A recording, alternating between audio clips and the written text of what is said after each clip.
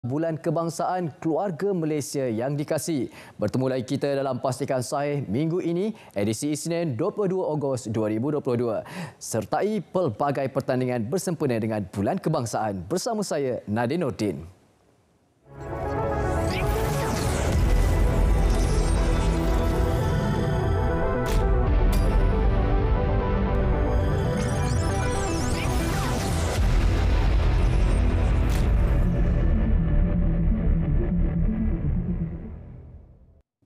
Baik keluarga Malaysia sertai pelbagai pertandingan bersempena Bulan Kebangsaan secara dalam talian dengan mengikuti platform yang sahih.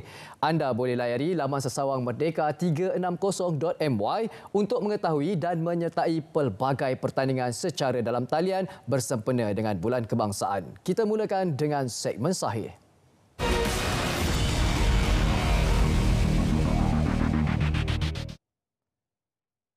Waspada panggilan yang menyamar sebagai pegawai Cybersecurity Malaysia. Cybersecurity Malaysia ingin menegaskan bahawa tidak ada sebarang panggilan telefon yang dibuat oleh mana-mana pegawai Cybersecurity Malaysia berkaitan sebarang bentuk ancaman atau salah laku siber. Justeru, orang ramai dinasihatkan untuk mengambil langkah berjaga-jaga apabila menerima panggilan skam tersebut. Apa yang perlu kita lakukan? Jangan sesekali berikan butiran peribadi termasuk maklumat perbankan kepada pemanggil. Jangan sesekali klik pada pautan atau mengakses kepada apa jua pautan atau lampiran yang dihantar oleh pemanggil. Lakukan semakan terhadap email atau mesej yang diterima dengan pihak Cybersecurity Malaysia sebelum sebarang tindakan diambil. Laporkan panggilan skam tersebut ke cyber999@cybersecurity.my. Ayuh kita ikuti kenyataan media Ketua Polis Daerah Kuala Langat mengenai isu tular tangkapan pemandu e-hailing atas kesalahan penyeludupan migran. Pemandu e-hailing mendakwa pegawai penyiasat meminta imbuhan wang bagi mengelakkan dirinya didakwa di mahkamah. Pihak polis mengesahkan ada menerima laporan polis daripada salah seorang tangkapan yang menyatakan rasa tidak puas hati kerana menangkapnya dan kesalahan menyeludup migran serta mendakwa pihak polis menggunakan kenderaan yang dirampas untuk tujuan yang tidak diketahui. Siasatan sedang dijalankan oleh bahagian integriti dan pematuhan standard IPD Kuala Langat. Dan pihak IPD Kuala Langat ingin menegaskan bahawa siasatan dijalankan secara telus dan tidak berkompromi untuk mengambil tindakan tegas sekiranya terdapat salah laku di kalangan pegawai dan anggota yang terbabit sebagaimana yang didakwa. Siaran media Ketua Polis Daerah Petaling Jaya berkenaan tular di media sosial kenyataan berunsur penghinaan terhadap Polis Diraja Malaysia PDRM yang sedang menjalankan tugas. Kandungan kenyataan tersebut mengandungi kata-kata kesat yang dilemparkan kepada pihak PDRM yang sedang bertugas di laluan SS2. Laporan polis telah diterima oleh pengadu iaitu Ketua Cawangan Kereta Peronda MPV IPD Petaling yang terbaca kenyataan ini yang tidak mengenali serta tidak terlibat dalam kejadian yang dimaksudkan oleh pemilik akaun media sosial tersebut. Namun pengadu mengetahui kenderaan MPV yang dimaksudkan adalah kenderaan yang terlibat dalam kejadian kejar-mengejar kes Atip Som dan mengesahkan tiada kesan calar pada MPV tersebut. Dan MPV tersebut tidak melanggar mana-mana kenderaan awam seperti yang didakwa pemilik akaun itu. Kertas siasatan dibuka di bawah Seksyen 233 Akta Komunikasi dan Multimedia 1998 serta Seksyen 14 Akta Kesalahan Kecil 1955. Pemilik akaun Twitter Zulfine mohon untuk tampil ke bahagian siasatan jenayah IPD Petaling Jaya bagi membantu siasatan. Kenyataan media Ketua Polis Daerah Barat Daya Pulau Pinang berkaitan perbuatan khianat di sebuah tokong Cina. Kejadian berlaku di balik pulau Pulau Pinang di mana seorang suspek telah ditahan disyaki kurang siuman berusia 28 tahun dan tidak bekerja telah direman selama 4 hari sehingga 24 Ogos 2022 untuk siasatan lanjut. Pihak polis mengingatkan orang ramai agar tidak membuat sebarang spekulasi yang boleh mengganggu-gugat siasatan pihak polis. Ini pula kenyataan media Ketua Polis Daerah Kuching, Sarawak mengenai video tular di media sosial mendakwa seorang suspek dipukul oleh orang semasa ditangkap. Pihak polis mengesahkan ia berkaitan seorang suspek yang telah ditahan oleh orang ramai kerana disyaki mencuri di sebuah tapak pembinaan di kawasan Masjid Kuching. Dan untuk makluman, suspek telah diserahkan kepada pihak polis dan pihak polis mengesahkan tiada sebarang maklumat yang menunjukkan suspek dipukul. Ketua Polis Daerah Kuching menasihatkan orang awam agar tidak mudah untuk membuat sebarang spekulasi. Siaran media seterusnya mengenai ugutan dan ancaman di media sosial terhadap Ketua Hakim Negara oleh pemilik akaun Facebook iaitu Apis Bond. Tangkapan telah dibuat ke atas seorang lelaki bagi membantu siasatan. Turut dirampas daripada suspek satu unit telefon bimbit berserta SIM kad yang dipercayai digunakan untuk memuat naik hantaran ugutan tersebut. Suspek dibenarkan ditahan reman selama 4 hari bermula 20 Ogos untuk siasatan lanjut. Pihak PDRM memandang serius perkara ini dan tidak akan bertolak ansur dengan sebarang tindakan membabitkan salah laku jenayah yang boleh mengganggu gugat keamanan. Perlu kita keluarga Malaysia memahami prinsip rukun negara agar kejadian ugutan seumpama ini tidak berlaku. Keluarga Malaysia teguh bersama. Baik, kami bawakan seterusnya kenyataan media Setiausaha Polis Malaysia berkaitan sedikit penipuan kerja terhadap warga negara Malaysia di luar negara. Pihak PDRM telah menjalankan pintas daya pada 3 Ogos 2022 dan seramai 6 orang telah ditangkap. Pelbagai barangan telah dirampas bermula 2021 sehingga 18 Ogos 2022. Pihak PDRM telah menerima 182 laporan polis berkaitan warga negara Malaysia diperdayakan oleh sedikit penipuan kerja di luar negara yang melibatkan 238 orang mangsa di mana 168 orang masih terkandas di luar negara, manakala 70 orang telah berjaya diselamatkan. Mangsa tertarik dengan iklan melalui aplikasi di Facebook dan menghubungi ejen melalui WhatsApp, WeChat atau Messenger. Setelah bersetuju, ejen memaklumkan akan menguruskan dan menanggung kos perbelanjaan ke destinasi pekerjaan. Setelah tiba, semua dokumen perjalanan dirampas dan dimusnahkan serta telefon mangsa dirampas. Mangsa dipaksa bekerja untuk sindiket perjudian online, skamer, pelaburan, love scam dan lain-lain penipuan. Pihak PDRM menasihati orang ramai agar lebih berhati-hati terhadap tawaran kerja di luar negara melalui media sosial.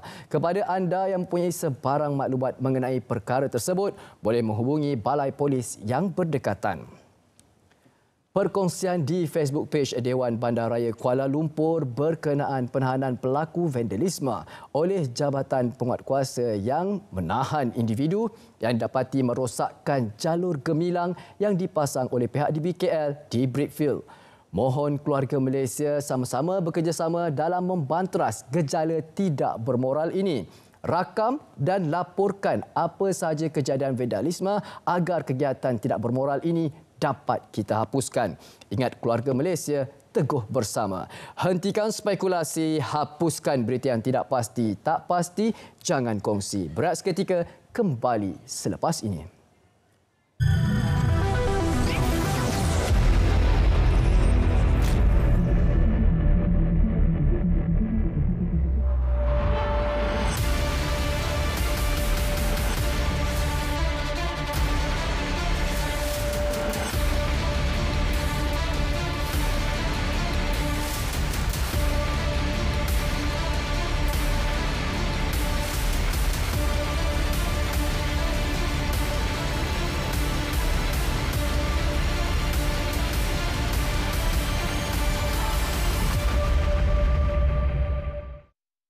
Dalam semak ada kebun. Dalam kebun ada bunga. Dalam gelak ada pantun. Dalam pantun ada makna. Kenapa kita beria-ia sangat, bersungguh-sungguh sangat nak kahwinkan mereka berdua tu? Itu kan hidup mereka sendiri. Jangan sampai aku bersila dalam telinga kau nak bagi kau faham. Ish, mana muat? Lubang telinga kan kecil. Orang-orang yang sabar macam Imam ni memang diuji kesabarannya. Ni Imam. Orang yang kacak macam saya ni lain pula ujiannya.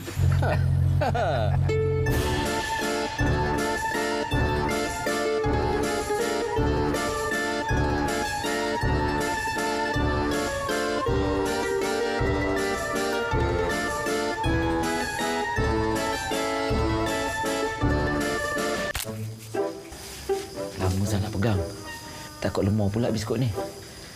Tengah keras-keras ni lah. Sedap cecah dengan TO. Nak?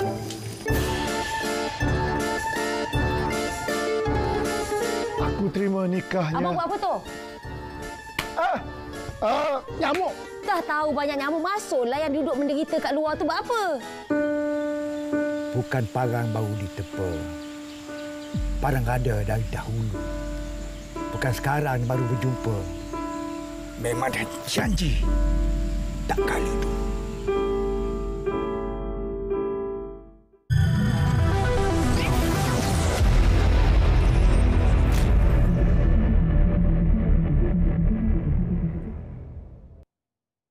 Terima kasih kerana masih lagi setia bersama kami dalam Pastikan Sahih. Ayo kita aktifkan segmen yang seterusnya, segmen Semasa.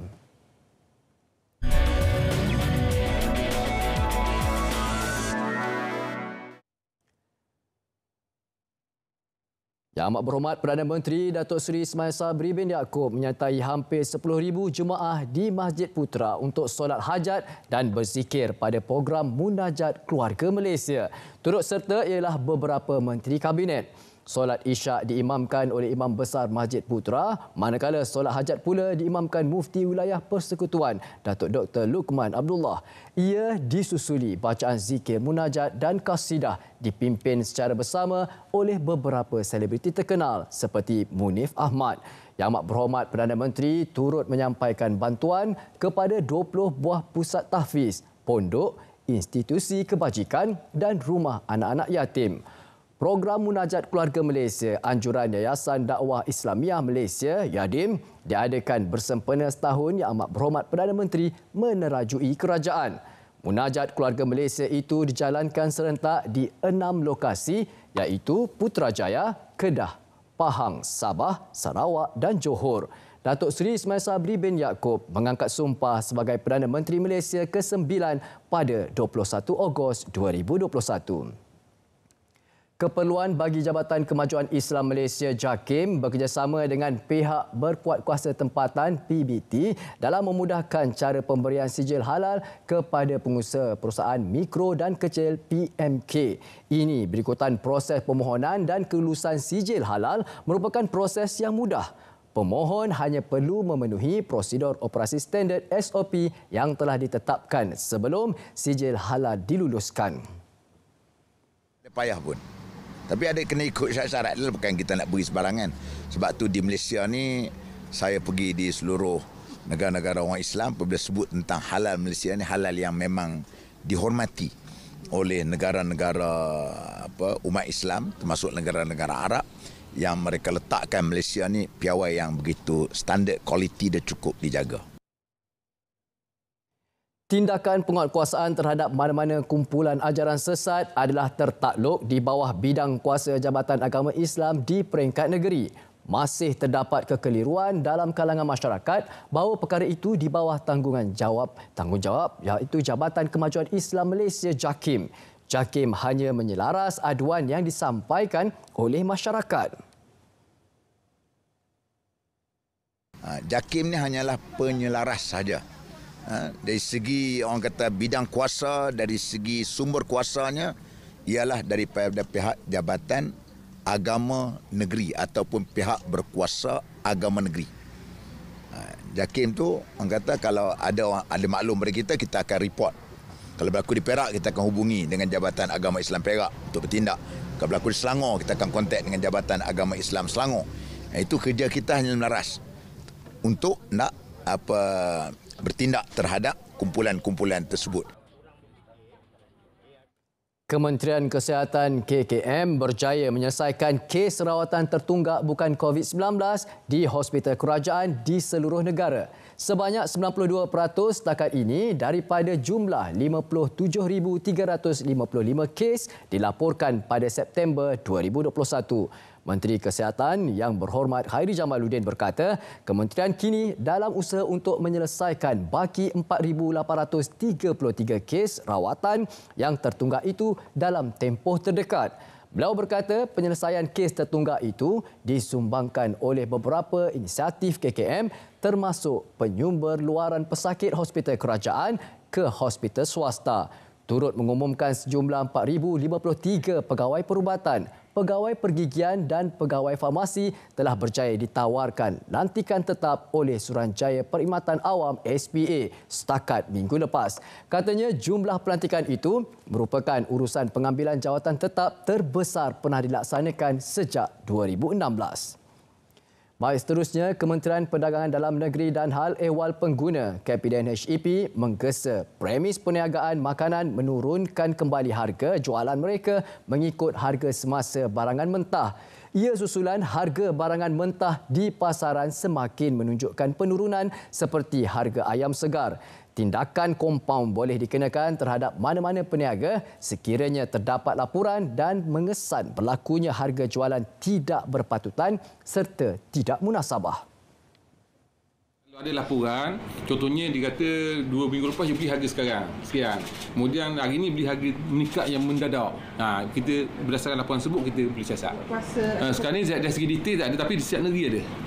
Ada penyamaran di setiap negeri, terutama negeri-negeri maju, negeri-negeri yang yang banyak kedai-kedai makan sebegini. Penyamaran itu akan lebih keratlah dan ramai pegawai terlibat. Tindakan kompaun boleh dikenakan terhadap mana-mana peniaga sekiranya terdapatnya laporan dan pihaknya mengesan berlakunya perkara berikut termasuklah harga jualan tidak berpatutan serta tidak munasabah. Datuk Rosol berkata demikian selepas menyempurnakan Majlis Ramah Mesra sempena Mesyuarat Agung Tahunan Persatuan Pegawai Syariah Negeri Terengganu tahun 2022 di Kuala Terengganu. Kerajaan Negeri Kedah meletakkan aspek perumahan rakyat sebagai keutamaan dalam melaksanakan pembangunan di negeri itu.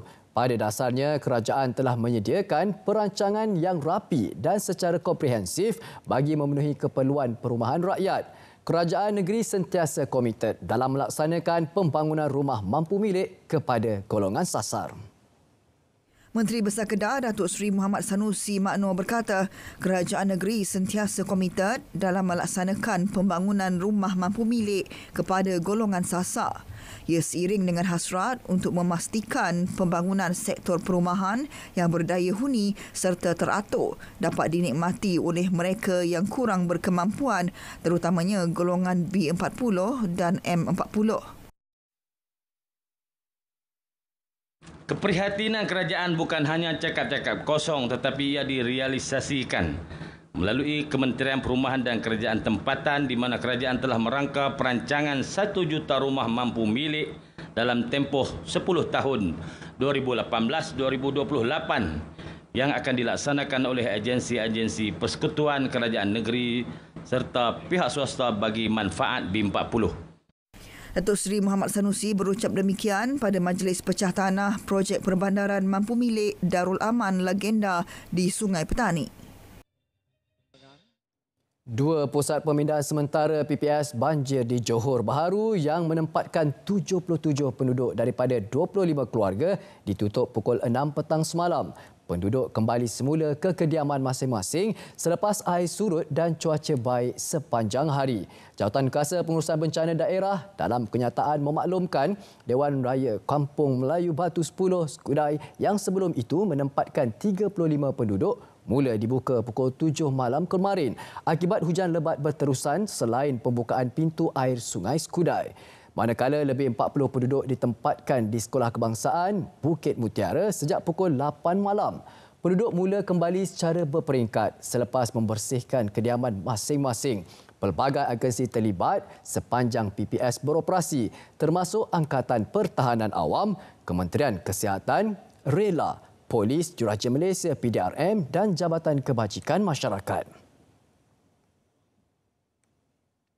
Seorang pegawai Jabatan Imigresen JIM yang didakwa mengeluarkan kata-kata kesat kepada orang awam dalam video tular baru-baru ini telah ditukarkan ke bahagian lain, kata Ketua Pengarah Imigresen Datuk Seri Khairul Zaimi Daud.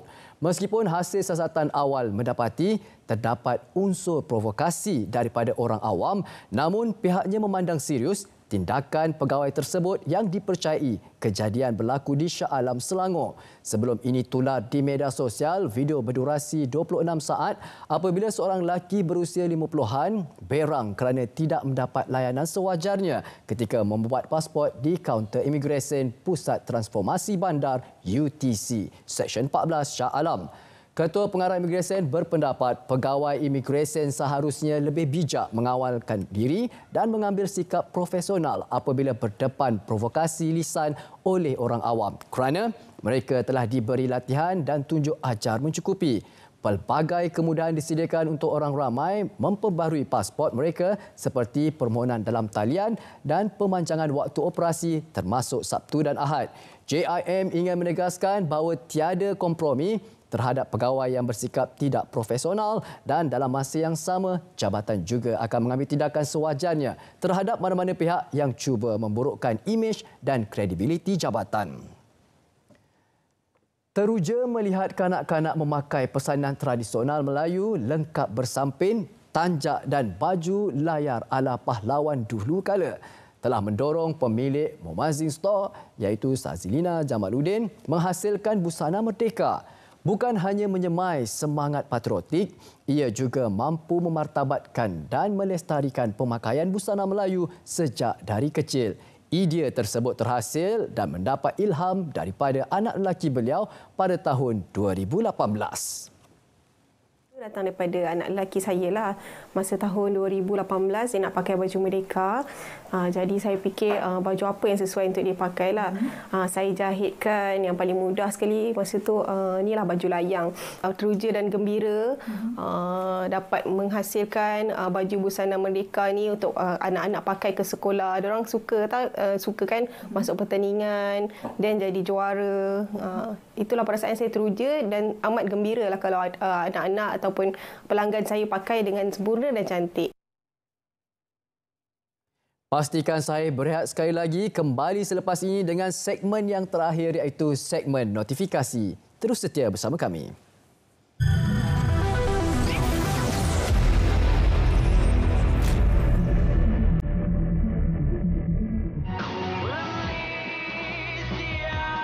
Kisah inspirasi perpaduan sebenar keluarga Malaysia. Kasih sayang dicurah malam di TV1.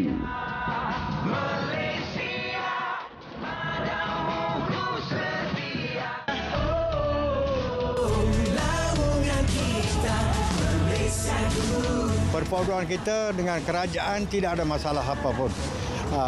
Kerajaan memanglah terjaga semua kaum. Semua kaum macam kaum Melayu pun bersama dengan kaum-kaum lain. Tidak ada apa-apa pengertian lain-lain lah. Cuma kita bersahabatan lah. Semua kaum di Malaysia ni memanglah kita bersahabatan. Kita syukurlah kepada kerajaan Malaysia. Tak kira lah kerajaan mana pun, dia akan buat macam itu juga. Sempena bulan kemerdekaan Malaysia, keluarga Malaysia teguh bersama. Kami rakyat Malaysia mengharapkan benar-benarlah kerajaan kita stabil dengan pemimpin-pemimpin yang berwibawa dan jauhlah pada perkara-perkara yang merosakkan agama, bangsa dan negara. Itulah harapan sebenar. Selamat Hari Merdeka yang ke-65. Semoga negara Malaysia terus aman dan damai. Bye-bye. Selamat Hari Merdeka dan saya harap kami semua kaum dapat hidup dalam satu keluarga yang aman dan harmoni.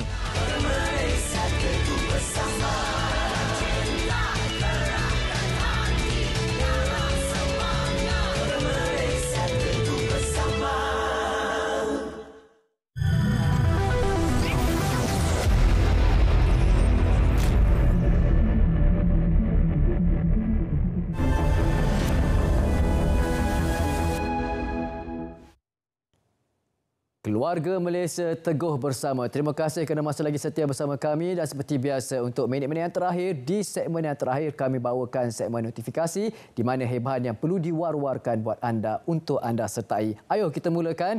Sama-sama kita sertai semarakan Bulan Kebangsaan iaitu dengan kongsikan video ucapan paling kreatif di media sosial TV1. Anda boleh ikuti di Facebook rasmi TV1 iaitu facebook.com/tv1.rtm, manakala di Twitter @tv1_rtm dan juga di Instagram @tv1_rtm.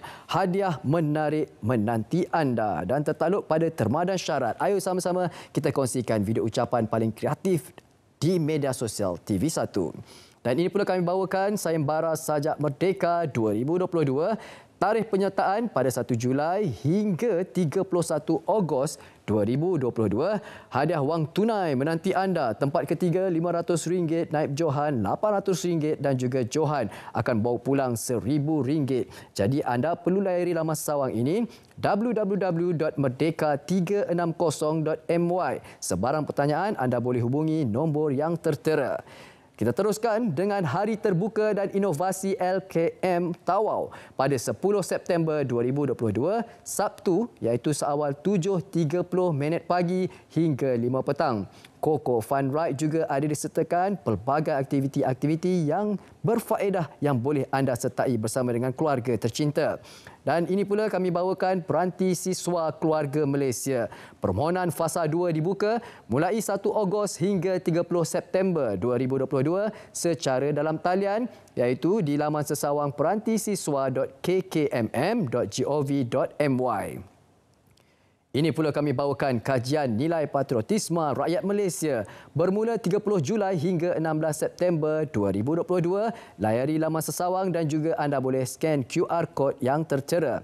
Dan ini pula adalah BKM 2022, Bantuan Keluarga Malaysia 2022, Skim Khairat Kematian SKK, amount tuntutan RM1,000 bagi setiap individu yang layak. Sebarang maklumat lanjut anda boleh layari laman sawang bkm.hasil.gov.my. Dan ini pula adalah kini lebih mudah untuk tambah simpanan pesaran anda. Bukan hanya SB tapi juga ada KWSP untuk anda muat turun cepat dan selamat melalui aplikasi iAccount. Anda boleh muat turun melalui App Store, Google Play ataupun App Gallery. Ingat, pastikan aplikasi yang sahih baru anda muat turun. Hentikan spekulasi, hapuskan berita yang tidak pasti. Tak pasti, jangan kongsi. Pastikan saya untuk hari Isnin sampai sini saja. InsyaAllah akan bertemu lagi pada hari esok bersama rakan tugas yang lain pada pukul 3.30 petang. Sudah semestinya di saluran berita RTM My Preview 123. Untuk mudah, muat turun saja RTM, klik ke telefon pintar anda melalui Google Play atau App Store. Assalamualaikum, salam sejahtera dan salam keluarga Malaysia.